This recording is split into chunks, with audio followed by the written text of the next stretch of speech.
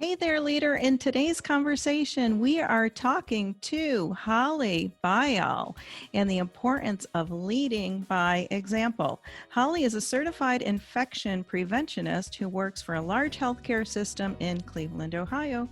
With 14 years of experience in healthcare, her career spans from laboratory science to infection prevention and control. She has attended intensive courses in infection prevention and control led by industry leaders and is a member of the Association of Professionals in Infection Control and Epidemiology. In her current role, Holly serves as a leader, liaison, and subject matter expert to all levels of the healthcare team. She values collaboration, compassion, and accountability in order to drive improvement. In her free time, Holly enjoys hiking, photography, practicing yoga, and spending time with her husband. Holly, welcome to the show. Thank you so much for having me. Absolutely. How are you today? I'm good. I have a day of vacation tomorrow, so I'm in the zone. Yep. That's always nice. That's always Yes. nice. And you are here in the United States. So how is your weather where you're from? It's hot and sticky. We're about 85, humid, quintessential Yes. Ohio midsummer. But it's pretty. I can't complain. Yeah. And before you know it, you know what's going to come. It's that Oh, white I stuff know. off the lake, right? Yes, exactly. Give it 2 months and we'll be at 40 degrees. That's right. So enjoy this weather right now. Yes. Yeah. Well, today I love your topic about leading by example. That's one of my favorite things to talk about. It's so important for leaders to really be leading by example. So I'd love to hear what that means to you about leading by example. Well, for me, leading by example is somewhat of a simple concept and kind of goes back to the golden rule of treating others the way that you want to be treated. And for me, I want to lead others the way that I want to be led. And in healthcare, you hear the term back to basics quite often. And so I kind of use that framework in terms of leading by example of, doing the right thing, especially when it's difficult or trying, or when maybe your peers are going against the grain, and just always coming back and centering yourself and behaving in a fashion that you would want others to behave around you. So I keep it pretty simple in terms of leading by example. And, I just think it's important. What I put out there is what I'm ultimately going to get back. So That's true. And, you touched on something about, even when it's difficult, because with leadership, as a leader, there's going to be some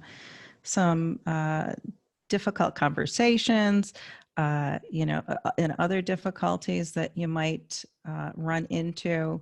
And so really how you're demonstrating and walking out that leadership is so important because you are really showing the way to people. Right. Yeah. It can be challenging when you are in a circumstance when someone challenges you and says, well, this person's not doing what they're supposed to do. Why do I have to do it? And in terms of healthcare and infection control, I always challenge people to, if that was your loved one in the patient's room, you would want them to perform hand hygiene. You'd want your caregiver to perform hand hygiene before they come in. Right. So even though you might see a peer not do what they're supposed to do, you do what you're supposed to do, and then you'll ignite that spark in someone else to do the same thing. But it's tough sometimes. And really not being afraid, because especially, regardless of the industry where you're serving, and you're serving in the healthcare industry, and in infection prevention, which regardless of if we're in a COVID time or not, your role within the organization is really instrumental in keeping patients safe. That's correct. Right. Yeah. So really stepping up and into whatever is necessary to make that happen. It seems like you're going to be showing the way. You're going to be demonstrating that, and then the expectation of having people follow that lead. Yes. Yeah. So how important is accountability in a leadership role? Accountability is, in my opinion, huge. It shows that you are reliable, you are able to be called upon. It increases your credibility also. In infection prevention, a lot of our words carry a lot of weight. And a lot of what we do really requires you to have a lot of credibility. So I like to give people my word. If I say I'm going to get something to you by the end of the week, I'm going to get it to you by the end of the week.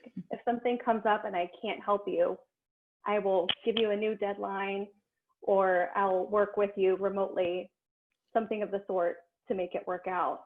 But ultimately, being a person of your word, and when you promise something to someone, producing that, and it lets people know that you were serious about your work, you care about the other stakeholders involved in that work, and that you value a collaborative relationship.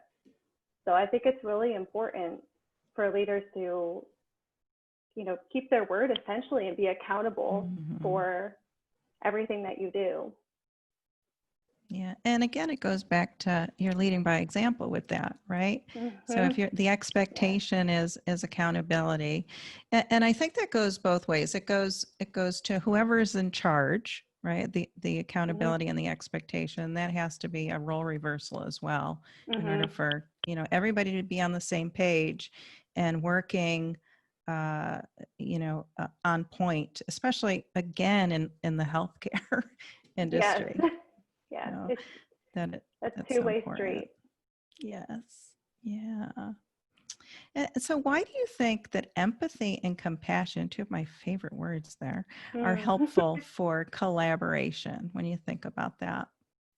Well, I have learned over time, especially transitioning into the role I'm in now, that a lot of what I do is going into someone's personal workspace and assessing that workspace for process flow and looking for areas of improvement and making sure that we're in compliance with regulatory standards.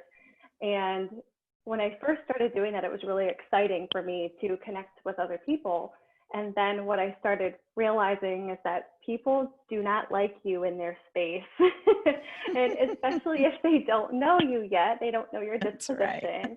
Right. Infection prevention can sometimes be viewed a little like police officers, which sometimes you have to be that way, but not all the time. So I started, I actually was working with an individual who was an accreditation professional at another hospital.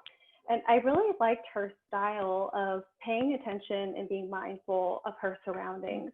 And she always recognized when someone was starting to feel a little bit anxious about, oh, you're in my space, you're criticizing my work, and the defensiveness kind of comes up. So what I found was kind of molding that and making it my own, and recognizing how someone else is feeling about me being in their space, on their unit, criticizing their processes, albeit for the greater good, right? And that feels very overwhelming for them. So that's your compassion, right? So you're feeling for that person, you're identifying the feeling. And then your empathy is actually understanding it and then putting yourself in their position.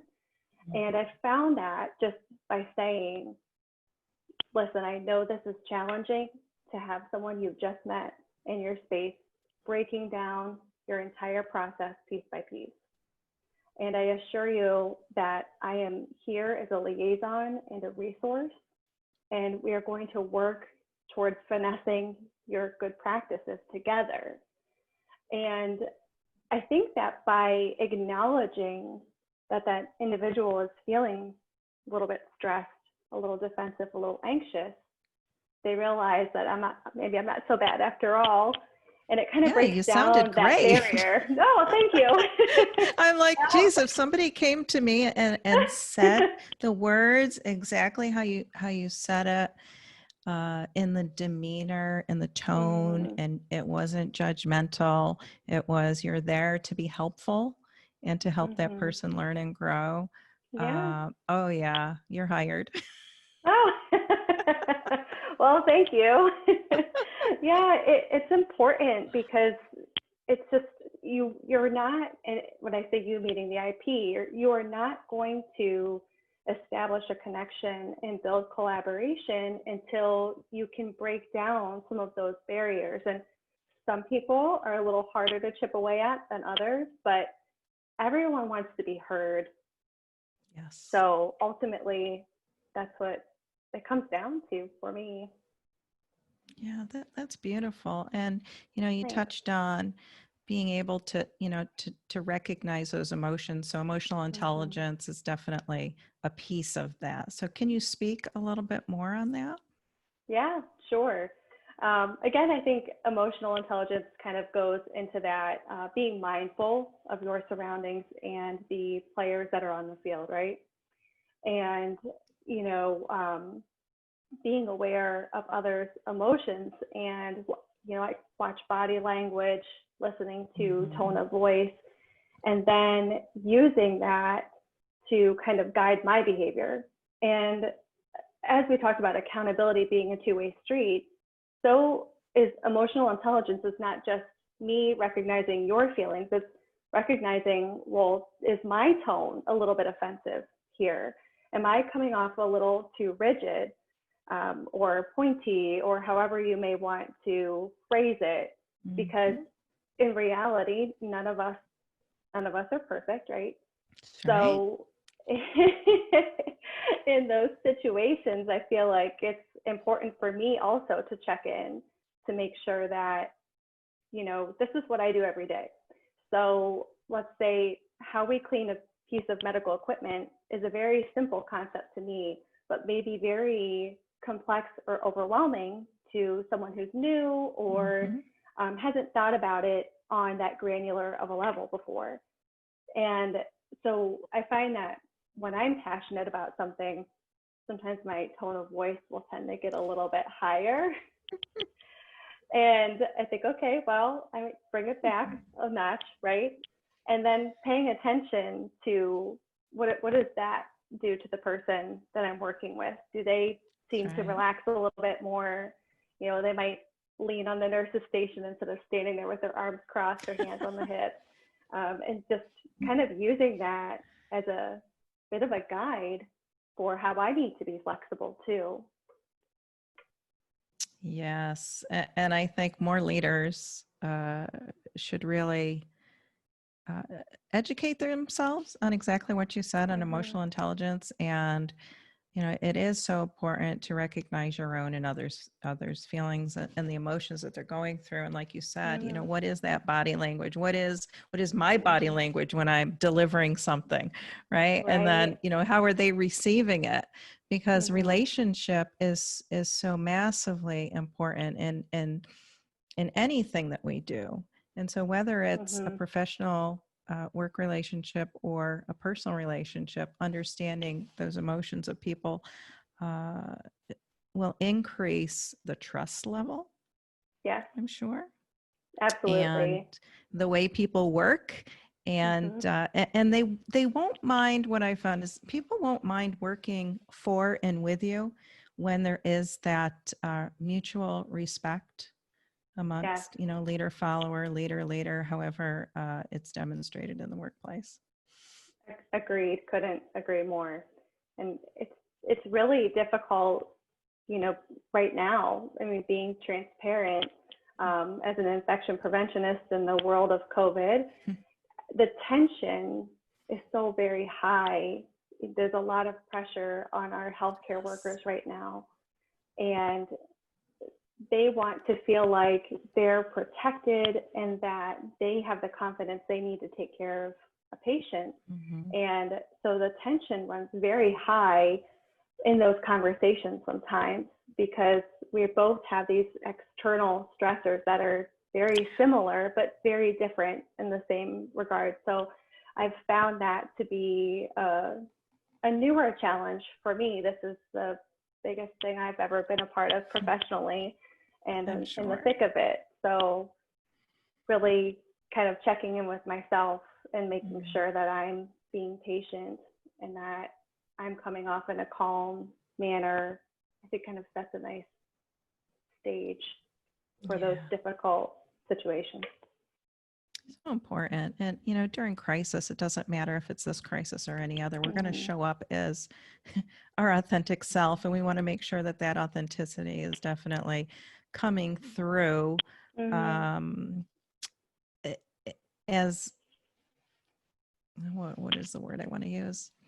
Our authentic self is coming through in a just in a nice demonstration instead of all chaotic and Mm-hmm. high emotion, because we know that that amygdala gets hijacked, and that we may say and do things that are Of just course. not our not our Mm-hmm. regular self. But so really keeping an eye on who we are, who we're talking to, recognizing those emotions are all just Mm-hmm. especially during this time. So Yeah. um, very, very important. Yeah. So we're talking about authenticity. So why is it so valuable? Oh, this is something I feel like I've learned, 14 years in healthcare, going on 15. Infection prevention has really taught me the importance of collaboration and teamwork. And Mhm. what I like to bring to the table is as much of let my personality shine through as much as appropriate. And we are all in situations that might require a little more formality than others, Mhm. and kind of knowing your audience and when you can kind of bring that, let your personality kind of show a little bit. And for me, I like to emulate that none of us are perfect, and leaders are certainly not perfect. No, they're Um, not leaders. Did you hear that? It's not just me saying it. None of us are perfect, not by a far cry. And that, I think people have to get comfortable with that. I think I've learned myself, there's so much room for growth when you let Yes. go of that Yes. idea. And the strive for perfection is exhausting, let's admit it. But It is. with letting that go also requires a bit of vulnerability, right? Mhm. So I think that the workplace, the professional world, sometimes doesn't always make room for vulnerability. And I don't think vulnerability means having a huge sob fest in the middle of a meeting and slamming an office door. I think vulnerability just means kind of letting your professional guard down a little bit when you're having a professional conversation, or knowing when to say you don't know, and or when you just don't, the words are kind of escaping me a little bit here, but just bringing your true self to the table, letting go of that professional ego and that persona that you have to Yeah, be a certain way, that's and right. That's so letting people important. see that you're human too. And I think it makes a safe, comfortable space for other people to feel like that. Sure, it does, because if we're inclined to expect perfection from ourselves, we are definitely going to be putting that on others, and that's not fair. That's not how to lead. I come Right? from the thought process of so we weren't created to be perfect, but we can reach a level of excellence. And that level of excellence may look different depending on who it is, because we are bringing our authentic self, we're bringing our own personal experiences, we're bringing our professional experiences Mm-hmm. to the table. And, like I've heard you say before, which I'm going to ask you to talk about, is it's okay to say, I don't know. Right. So I'd love to hear Yeah, your story around that. it is. Oh yeah. Well, self-proclaimed ex-perfectionist here. Learning, welcome. Learning to say you don't know is often a tough lesson because it's usually as a result of a mistake. And again, kind of tying into that authenticity and, oh, I'm perfect, I don't make mistakes. And there's an expectation sometimes in that professional field that, okay, well, you're the subject matter expert. Holly, you know everything. Tell me right now, produce. And I kind of fell into that trap in a sense and was in a meeting one time. And fortunately, it wasn't directly tied to a patient outcome, thank goodness. And someone had asked me about one of their cleaning processes. And I wanted to seem credible. I was still trying to kind of break my way into this team. And I wanted them to tap into me as a subject matter expert. So I, spouted off, oh, you're going to clean it with this and, make sure you, do that and feel good giving them that producing, right? Giving them that answer right away. And they're all jotting their notes down. And I'm heading back to my cubicle after the meeting and I start getting that feeling in my stomach like, am I sure? Am I 100% sure that's how it's supposed to be done?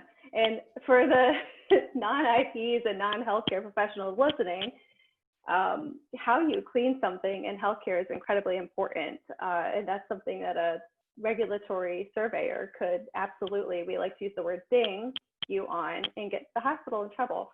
And that would be a reflection on me as a professional. So I get back to my cubicle and I start doing my homework and I thought, okay, sure enough, I was wrong. To satisfy my professional ego, I gave them an answer without checking in.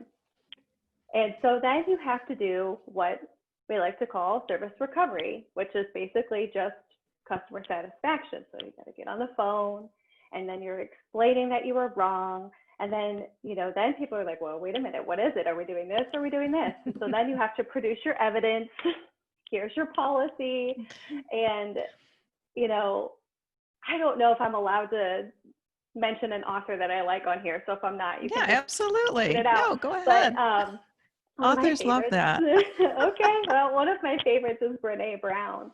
And in her book, Power of Vulnerability, she talks about when someone asks her a question, asks her to do something, she has a ring that she wears and she spins it around 3 times and she says to herself, choose discomfort over resentment. She repeats it over and over. So I applied that in my personal life. And then when I was thinking about just learning how to say I don't know, that kind of popped into my head because in that meeting, what I could have done is been uncomfortable and said, I don't know, but I will find out for you. Yes. Or I don't know, let me take that question back to my team. Yeah. But instead, I had to be perfect. I had to know the answer. And then I resented myself later. It ruined my whole day. And that was one of the turning points for me of letting go of the perfectionism, knowing I'm going to be wrong sometimes, and that's okay. It is but okay. When you don't know, you should be comfortable saying you don't know. And there's a big difference between saying, I don't know, and just kind of sitting there, and saying, I don't know, but let me find out for you. So, because that's the leader. The leader will do that. She has accountability. Or that's he. right. So that's my story of, ultimately a failure. And, it just kind of woke me up to quieting that professional ego a little bit. I hate to admit that. But you recovered from it because, if we were to think of the flip side of that, if you didn't acknowledge it, or worse, you could have acknowledged it and then not done anything about it. Oh, yeah, no. And then how is that leading by example? That's definitely not. It's the antithesis. Yeah.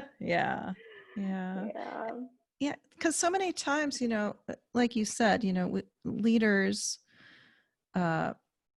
believe that they need to be perfect, which we both agree is, that's a lie, that the enemy tells us. So we don't need to be thinking about that. But just as human beings, we we are wired, for lack of a better word, to be pleasing to other Mm, people. And yes. and that can, lead us down a bunny trail and get us in trouble. So, Hmm. with an ethical leader, somebody who has a moral compass, who, feels that, I Yes. might have said something wrong. There's nothing wrong with that as long as you do exactly what you did, which was wonderful. And so you recovered from it. So when I say recovered, you recovered the incident, but then it takes recovering on a personal level too, to have that Yeah. acceptance of Yes. being okay that you didn't know, or that you said something, that there was a misstep, but then, backtracking and making it right. Hmm. That Yeah. was a long drive home that day. And a lot of people might think, oh, that doesn't seem like that big of a deal. But to me, it was a big deal. But I had a choice at that point, Mhm.